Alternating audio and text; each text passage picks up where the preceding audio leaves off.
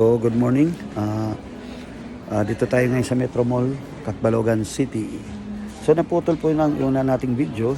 So, nandito ako ngayon sa dito sa section ng mga bata, ng mga madamit. So, may mga inaanak diyan. Instead na pera ang ibigay nyo, usually maganda naman talaga kasi din ang pera kasi kahit pwede nilang maibili. So, sila ang pipili kung anong bibili nila. Pero ang kagandahan lang na kasi ng damit, na pag ang damit ang bili ninyo, maalala ng bata yung damit na binili mo. Kasi ang pera madaling maubos, pero ang damit hindi basta-basta nauubos.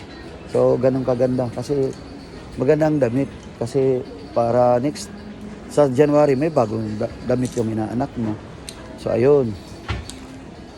So dito tayo ngayon sa sa mga damit ng mga baby. Ayan. Kung ilang taon ng bata yung mga inaanak. Ayan. Boys wear, ayan sa mga bata. So, dito. So, punta kayo rito sa taas, second floor. So, madalas ako dito kasi dito kami naglalaro sa baba. So, pag wala akong magawa, naakyat ako. So, dito naman yung mga pang ilang taon to, mga ganito, mga pang 9, mga pang 8, ano? Depende sa size. Depende sa katawan. Depende pa lang sa sa katawan ng bata. Nadepende din sa edad, Sa edad kasi na-base yung iba. Ayun.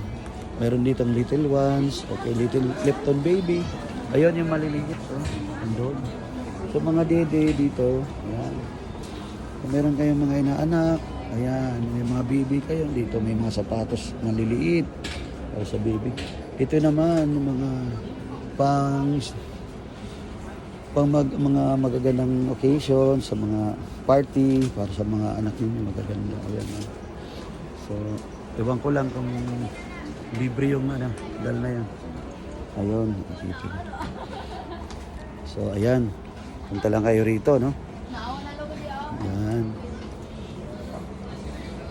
So, wag kayong pupunta rito ng rush hour. Napakahirap nun. Pero, okay lang. Depende naman kasi sa schedule ng tao. Pero, maganda rin yung hindi rush hour, unang-una, kasi yung pila, kasi dito sa cashier 2, sa may counter nila, sa rush hour, mahaba pila. So, this is the first year ng Metro Mall, Ito yung unang Pasko ng Metro Mall. This is the first Christmas. Pangalawa? First year.